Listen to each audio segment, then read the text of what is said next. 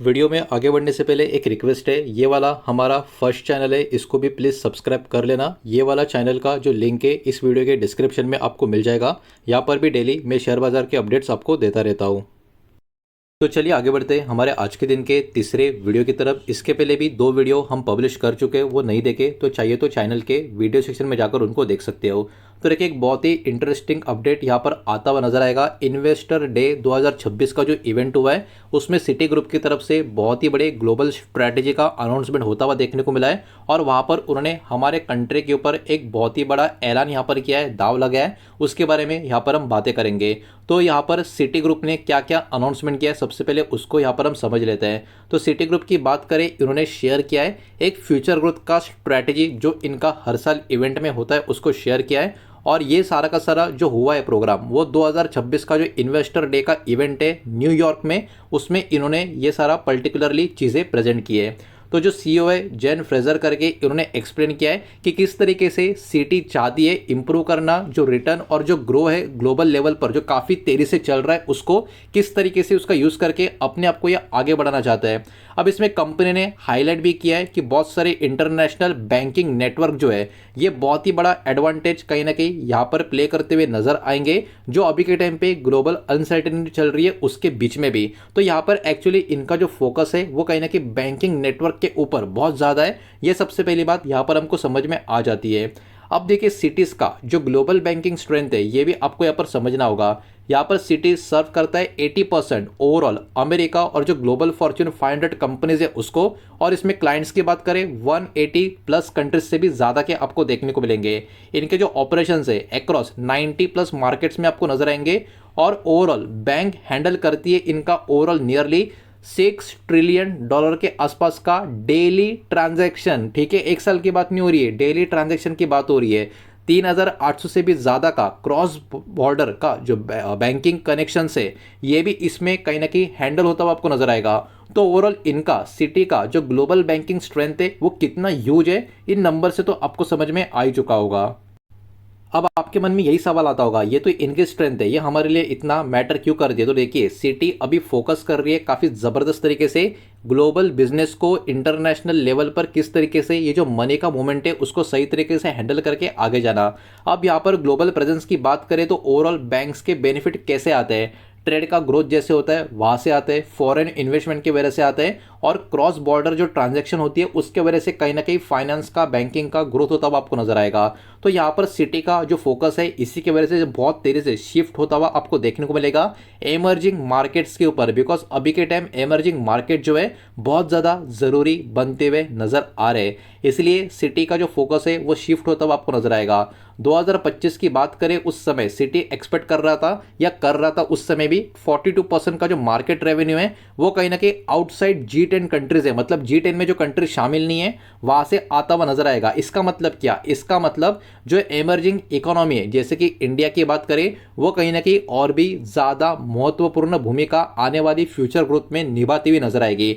तो इसके तहत अभी सिटी का जो स्ट्रेटेजी है वो क्या है, इनका जो भी फोकस होगा वो हाई ग्रोथ इकोनॉमी के ऊपर ज़्यादा होगा, इंस्टीट्यूशनल बैंकिंग के ऊपर ज़्यादा होगा, और ग्लोबल इन्वेस्टमेंट का जो फ्लो है उसको सही तरीके से हैंडल करना, उसको प्ले करना खुद के ग्रोथ के लिए ऐसा होगा। अब वही बात है, इसमें हमारा कंट्री का रोल कैसा आता है, बिकॉज अभी इंडिया इस टाइम पे एक बहुत ही बड़ा स्ट्रैटेजिक हब की तरह यहाँ पर सिटी को नजर आ रहा है। अब सिटी इंडिया का रोल की बात करें तो जो सीईओ है के बालक सुब्रमण्यम, इनके तरफ से भी बहुत सारी चीज़ें यहाँ पर हमको देखने को मिल रही है। और ओवरऑल जो ग्रोथ एरियाज की बात करें हमारी कंट्री की, उसमें बैंकिंग इंश्योरेंस की बात करें, उसके अलावा क्लाइंट सर्विस जो मल्टीनेशनल लेवल पर चल रही है उसकी बात करें, या क्रॉस बॉर्डर इन्वेस्टमेंट की बात करें, ये कहीं ना कहीं बहुत सारे ग्रोथ एरिया इंडिया में अभी के टाइम पे आपको देखने को मिलेंगे।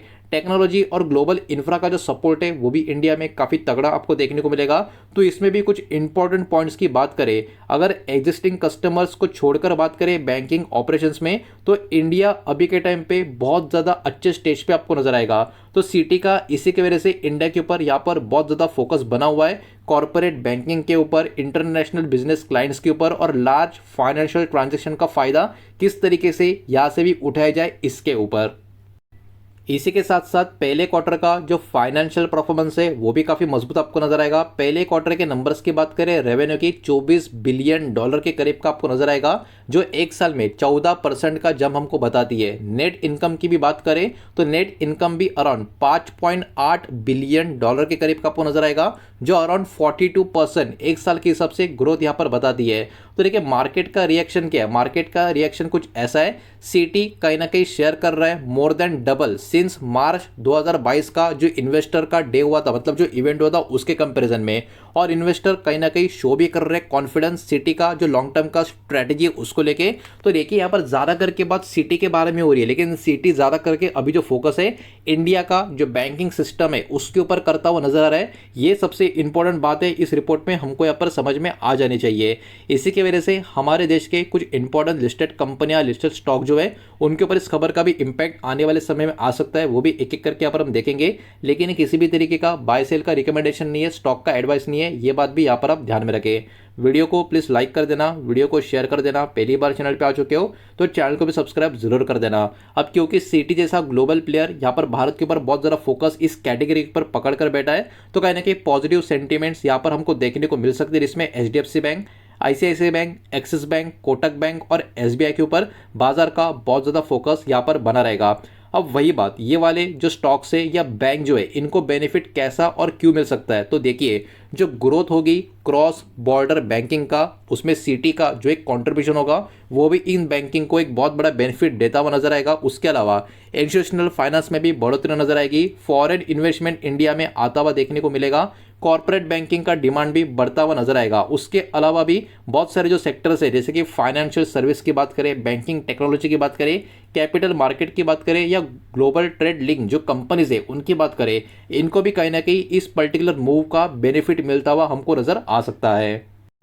तो यहाँ पर इस रिपोर्ट का इंपॉर्टेंट टेक अवे अगर आपको समझना है तो बस आपको इतना ही समझना है, सिटी अभी के टाइम पे बेट कर रही है काफ़ी ज़बरदस्त तरीके से ग्लोबल बैंकिंग के ऊपर, एमर्जिंग मार्केट के ऊपर और खास करके इंडिया का जो लॉन्ग टर्म का ग्रोथ स्टोरी है उसके ऊपर, जिसके कारण हमारे देश का जो फाइनेंस या बैंकिंग सेक्टर है उसके ऊपर कहीं ना कहीं बहुत ज़्यादा फोकस आने वाले सालों में बना रहेगा।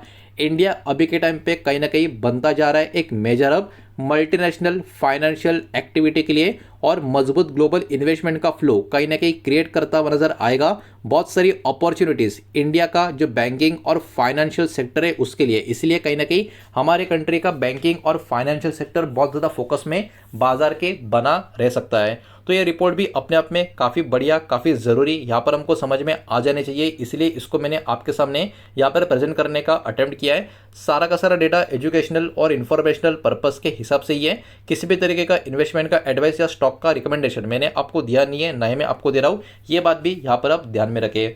उम्मीद करता हूँ वीडियो आपको समझ आया होगा, पसंद आया होगा तो वीडियो को लाइक करें, दोस्तों से शेयर करें, पहली बार चैनल पे आ चुके हो तो सब्सक्राइब भी कर देना, और कोई भी स्टॉक में निवेश करने से पहले खुद की स्टडी रिसर्च जरूर करें, फाइनेंशियल एडवाइजर की सलाह जरूर लें। मिलते हैं नेक्स्ट वीडियो में, धन्यवाद।